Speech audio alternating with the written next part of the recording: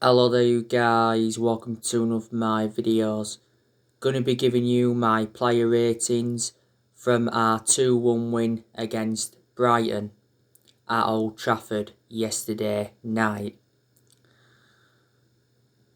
Dean Henderson, I'm gonna give him a 6 out of 10.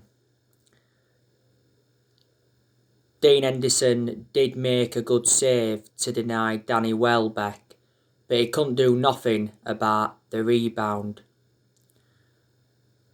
Henderson also dropped the ball from a cross and he looked shaky from corners. So 6 out of 10. That was the 7th game in a row that Dean Henderson was in net. I think Dean Henderson is now our number one, and I've already said he's reliable enough to become our number one because he has got that experience behind him. He did endure 2 successful loans with Sheffield United, but he's kept a lot of clean sheets as Dean Henderson. In some games he's made good saves, he's made good aerial claims, and his distribution's been good.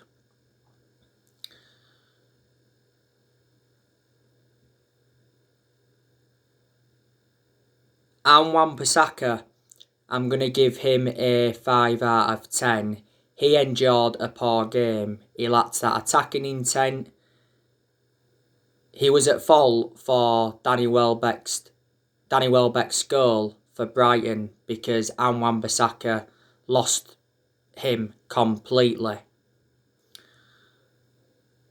And there's been quite a few games where Wan-Bissaka has been poor, where he's been caught out far too many times, but he's also enjoyed some good games.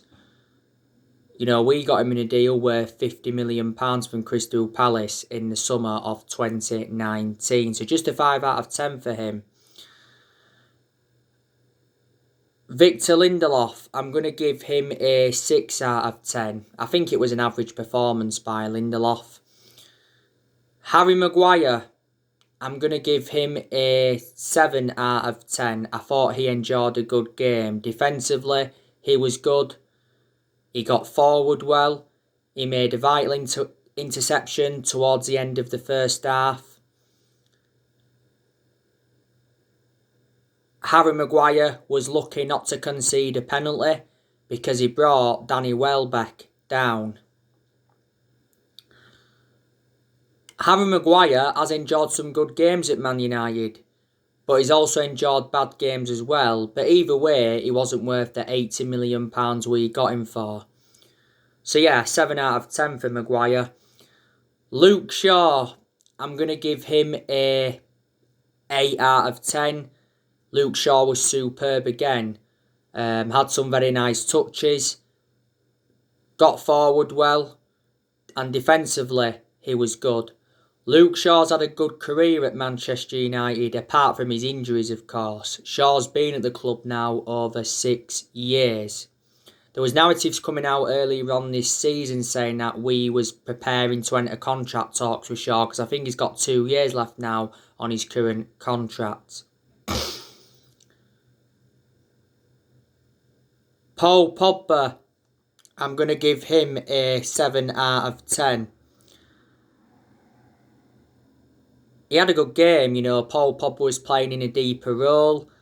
I don't really like him in a deeper role. I prefer Pogba in more of an advanced role because that's where you do get the best out of him. Paul Pogba got the assist for Mason Greenwood's winner.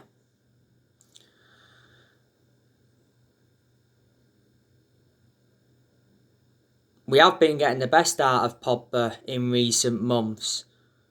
Don't forget, he was out with a thigh injury for a while. He was out for the first part of this season with an ankle injury, and he was out for the vast majority of last season with an ankle injury. Now, recent narratives have said that Paul Pogba is set to sign a new contract at Manchester United because Juventus have told his agent Mino Raiola that they can't afford Paul Pogba. So it says he's not making a return to Juventus. Damasio said the other week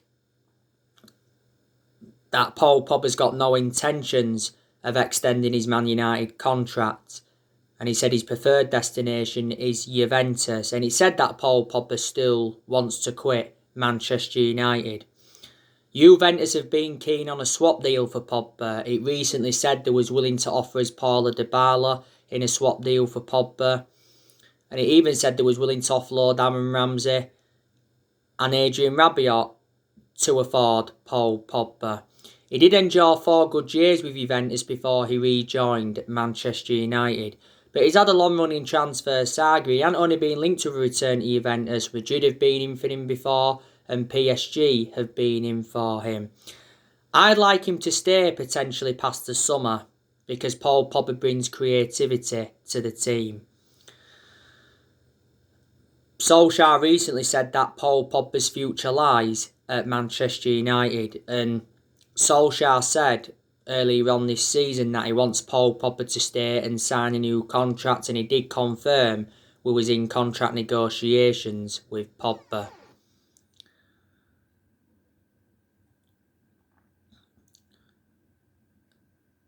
Mini Oriola has obviously been desperate to get his client out of the football club. He did say though earlier on this season he's got no intentions of destabilising his client's season. And he made an admission saying that he's working quietly on Paul Pogba's transfer. Mini Oriola doesn't have a good relationship with Man United and he's being criticised a lot. The other week, Mini Oriola criticised Sir Alex Ferguson for forcing Paul Pogba out of the club when he was younger. All United fans, I presume, disagreed with Mini Oriola criticising Ferguson, and he also came out and said that he doesn't give a fuck if he doesn't take another player to Man United as long as his clients are happy. He made an announcement back in December regarding Pogba and Ole was furious with him. As it stands at the moment, Pogba's our most expensive signing because we paid £89 million for him, and this is his 5th season at the football club since he rejoined. So yeah, he's getting a 7 out of 10. By the way, it was Paul Pogba's first start in the Premier League yesterday in over 2 months. Fred, I'm going to give him a 7 out of 10. I thought he enjoyed a pretty good game yesterday. Kept the ball well at times and got forward well, like I mentioned on my match reaction. He put a much better performance out than he did against Leicester before the international break. Fred was abysmal against Leicester in the FA Cup quarter-final. He gave the ball away countless times and he was accountable for Leicester's first goal. The game against Leicester was probably Fred's worst game in a Manchester United shirt. He wasn't worth the £52 million we got him for. Bruno Fernandes, I'm going to give him a 7 out of 10. He weren't at his best. You know, Bruno Fernandes had some chances. They actually were straightforward saves for Sanchez. Fernandes did get the assist for Marcus Rashford's equaliser. We have overplayed Bruno Fernandes, but in most of his games at Manchester United he's been very, very consistent, but there's been a few games where he has looked off the pace. Fernandes has been at Manchester United now over a year. There was narratives coming out earlier on this season saying that Fernandes was refusing to sign a new contract until he has assurances over the club's transfer plans, because it said he was prepared to double his wages to £200,000 a week. He's under contract with Man United until 2025 with an option to extend for a further 12 months. We initially paid £47 million for him, but the overall cost with add-ons is just over £67 million. Fernandes has won Player of the Month quite a few times, reflecting on his good performances, and he did say that he came to Manchester to win trophies. By the way, Fernandes had an argument with Ole Gunnar Solskjaer during the Brighton game. So yeah, 7 out of 10 for him. Mason Greenwood, I'm going to give him a 8 out of 10. I thought Greenwood was superb. You know, scored our winning goal. He also hit the post in the game. I think he had some other chances as well. I think we need to put Mason Greenwood as a number 9. Most of the time we do play Greenwood out wide, but a few times we've played him centrally. Greenwood's been superb since he broke into our first team squad. He made his senior debut in 2019. He's been a United player since the age of 7. And earlier on this season, he signed a new 4-year contract with the club. Ollie's been defending him a lot this season. Earlier on this season, I didn't really have much of a perception on Mason Greenwood because he was obviously in and out of the team. At the start of this season, we're giving that number 11 shirt. Marcus Rashford, I'm going to give him a 7 out of 10. That's reflecting on the goal he scored. It was a lovely side-footed finish by Marcus Rashford. But he didn't look fully fit. And he actually came off injured in the game. I think we need to keep Marcus Rashford on that left-hand side because that's where he's more effective. A few times before we've played him up top and a few times we've played him on the right wing. Rashford has been a United player since the age of 7 and he's been in our senior squad since 2016, and since then he has become an integral part of our team. He's become a bit injury prone, Rashford. He's sustained quite a few injuries. Edison Cavani, I'm going to give him a 4 out of 10. Edison Cavani hardly had a kick in the game. Didn't get enough service. He was very, very isolated. We brought some substitutions on in the game. We saw Donny van der Beek come on. I'll give him a 7 out of 10 because when he came on, he got into some decent positions. Scott McTominay, I'll just give him a 6 out of 10. And Daniel James, I'll give him a 6 out of 10. So that is your player ratings from our 2-1 win against Brighton. That win against Brighton assures us a top 4 finish. There's a good chance that Man United will finish second. If we don't finish second, we'll finish third.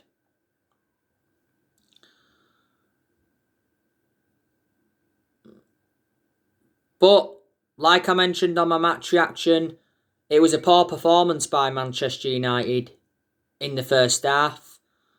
I thought the second half we improved.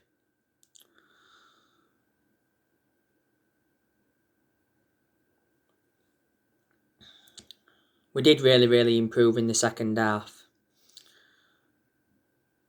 Brighton, from their perspective, they'll be disappointed that they didn't get anything from the game, but they'll be happy with their performers.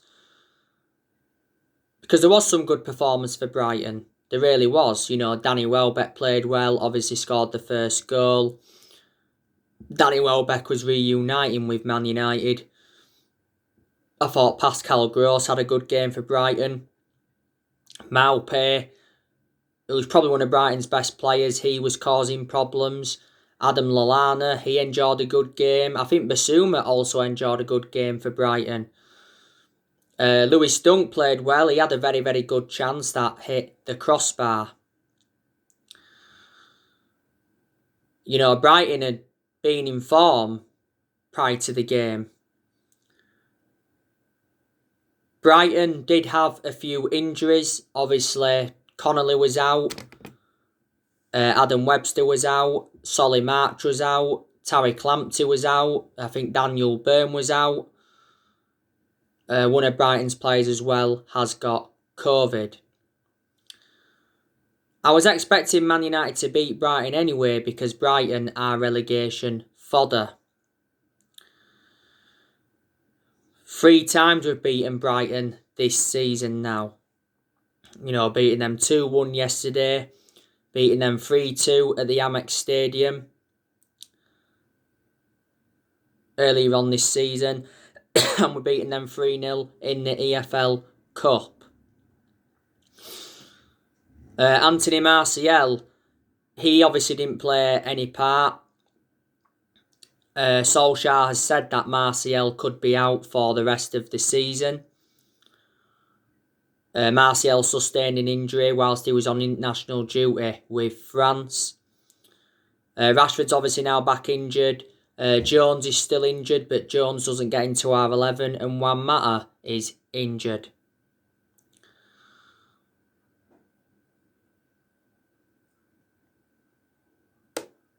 The big game for Man United is on Thursday against Granada in the Europa League quarter-final first leg. The Europa League is our only chance of winning any silverware this season. Solskjaer needs to win a trophy at Manchester United because that would mark progress. He's not yet won a trophy as Manchester United manager, and he's been Man United manager now over 2 years. We haven't won a trophy since 2017, so we don't win the Europa League this season, that'll be exactly 4 years without a trophy. Solskjaer did say not so long ago that winning trophies can be an ego thing. He said that in regards to some other managers and some other clubs. And he says clubs like Man United trophies no longer prove success. I've got to totally disagree with him in that aspect. If Manchester United fail to win the Europa League this season, we know Solskjaer's not getting sacked anyway. So I can assure Solskjaer will be Man United manager in the summer transfer window, and he'll be Man United manager next season. I did say he does deserve another season because in some aspects progress has been made. Solskjaer's obviously getting a new 3-year contract worth 30 million. It's likely to be 2 years with an option of an extra one. Sources at Old Trafford did say earlier on this season that talks were set to begin any day on the new deal, because Solskjaer is now into the final year of his current 3-year contract. A lot of United fans disagree with us giving him a new contract. Does he deserve a new contract? In some aspects, yeah. In some aspects, no. But I can assure he isn't the long-term manager for Manchester United. There is a lot of United fans that have been demanding Ollie out. You know, Ollie outs were trending on social media after our 3-1 defeat to Leicester in the FA Cup quarter-final. They've got main explanations why they want him out, but I still believe that there's still some Man United fans that are Ole Gunnar Solskjaer in and they believe he needs more time. A second place finish isn't good enough for Man United without the Europa League. If we get second and we win the Europa League, I think that represents a good season for us, and then that gives us something to build on going on into next season. This is Ole Gunnar Solskjaer's second full season as Man United manager. Reflecting now on he's been at the football club, he's learnt quite a bit on the job. He's tried a few different elements. He's gained some managerial experience. But my 2 biggest concerns about him is his decision making. Not all of the games he's managed, he's got it wrong. You know, there's some games where he showed tactical flexibility, but he doesn't show it persistently, does he? And my other concern about Ollie, he hasn't got a proven pedigree as a manager, and I just don't think he's got that big club arrogance as a manager. I hate to say this, but I'm just being totally honest, and I think he's in a position he shouldn't be really in.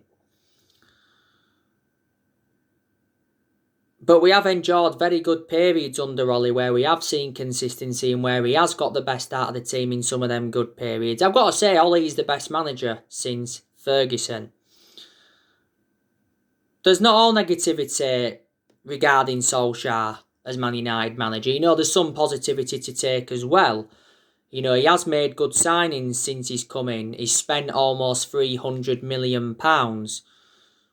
You know, he's brought the likes of Dan James and Wan-Bissaka and Harry Maguire in. You know, he's brought Bruno Fernandes in. He brought Odina Gallo in. Obviously, he left in January this year. He also brought Donny van der Beek in, Alex Telles, Edison Cavani, Amad Diallo Traore and Facundo Pellistri. We loaned Pellistri out in January. I also like the way that Ollie has promoted the youth. He's got rid of a lot of the deadwood since he's come in as well. This season, got us to the EFL Cup semi-final, got us to the FA Cup quarters, and he's got us to the Europa League quarter-final.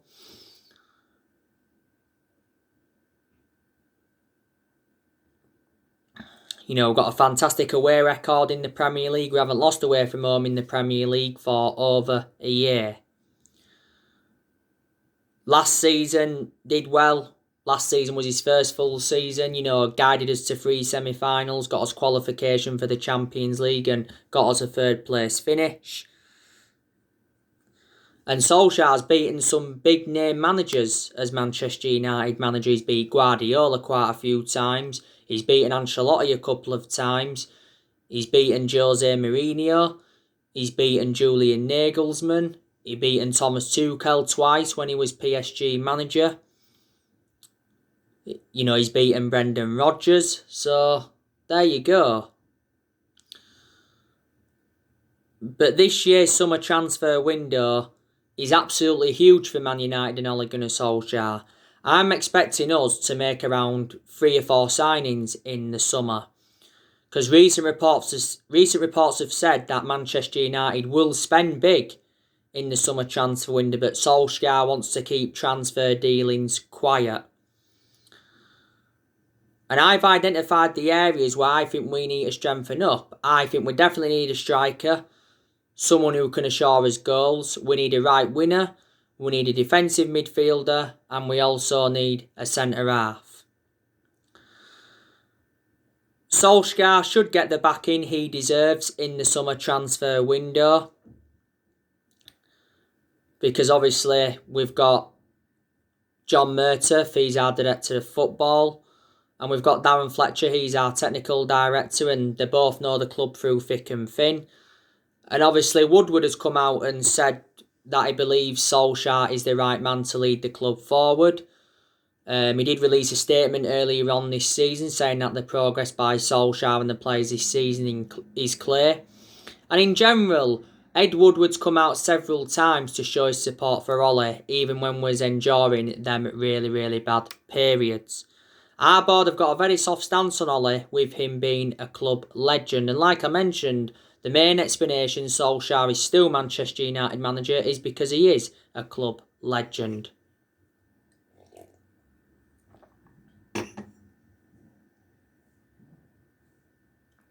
That's the reason.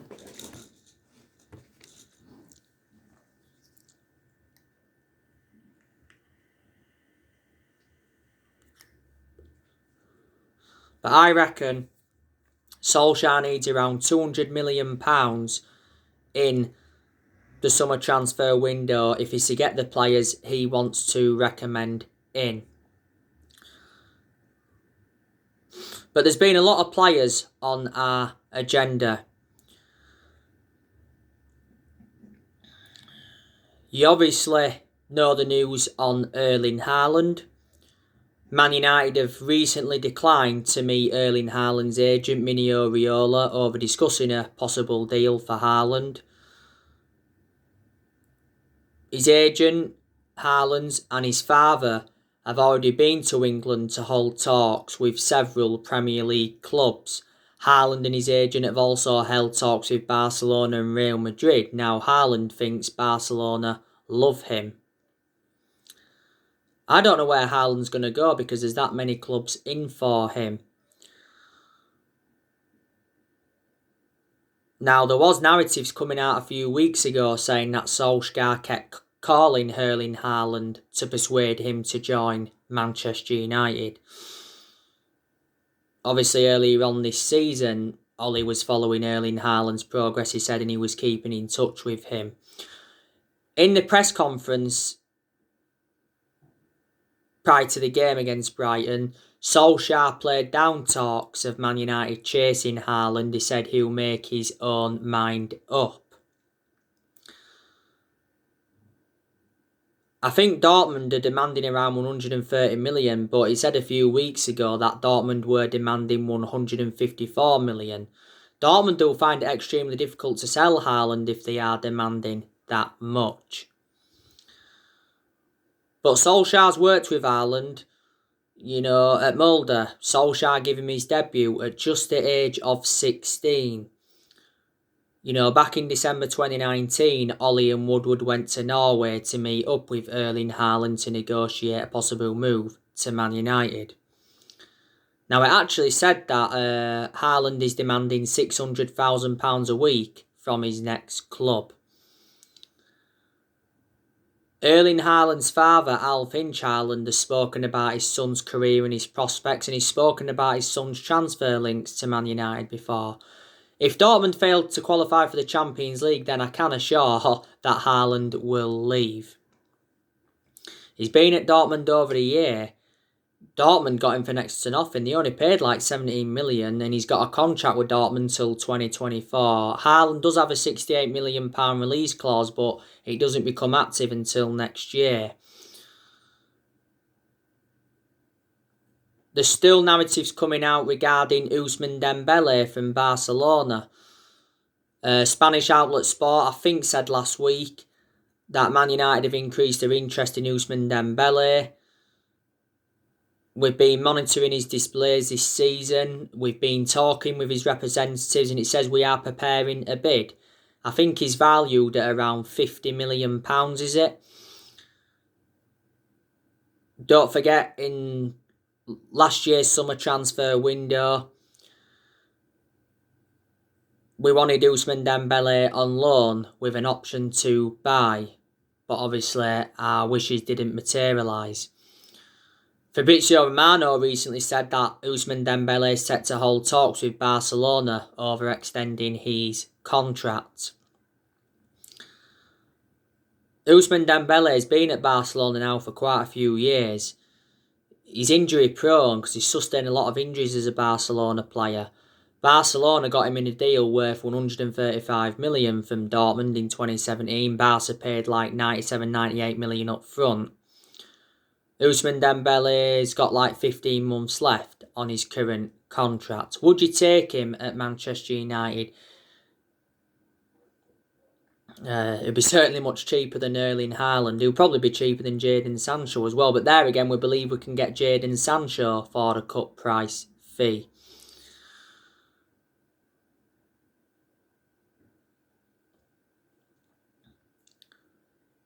The news on Rafael Varane from Real Madrid as well. There's been good news coming out regarding Rafael Varane. Spanish newspaper ABC recently said that Real Madrid have set an asking price of 51 million for Rafael Varane. That's very cheap for Rafael Varane. And Eduardo Inda, the Spanish transfer expert, has said that Rafael Varane could be on his way to Man United in the summer because Rafael Varane's contract talks with Real Madrid have stalled. He'd go very, very well alongside Maguire in our back line. You already know the news on Aguero. Recent reports have said that Solskjaer has ruled out a move for free agent Sergio Aguero this summer because of his long association with Man City. Solskjaer also aimed a dig at Carlos Tevez for going in the opposite direction. But yeah, the summer transfer window will be Solskjaer's 5th transfer window as permanent Man United manager. So far he's enjoyed 4 transfer windows. Solskjaer did warn earlier on this season though, we may not do business as usual due to the pandemic.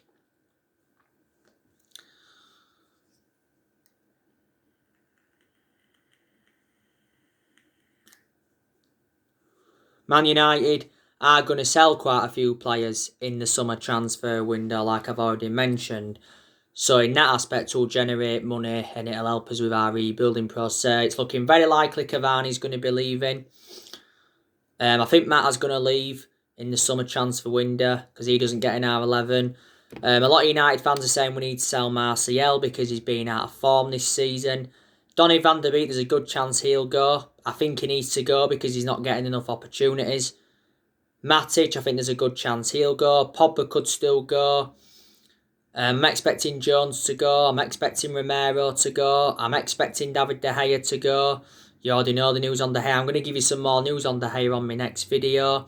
I think we'll be looking to get rid of Diego Dalot permanently. Axel Tuanzebe, could offload him as well because he doesn't get an R11. Could we offload Eric Bay? Eric Bailly's got COVID. Solskjaer has confirmed that. Recent reports said we want 17 million to let Bailly leave for Inter Milan. As far as I'm aware, contract talks are on hold for Eric Bailly until he has assurances over his playing time. Bailly's actually lost his place in the team. I want him to stay potentially past the summer because he's a very good centre-half. My only element of concern about Bailly is too injury prone, so in that aspect he's a liability.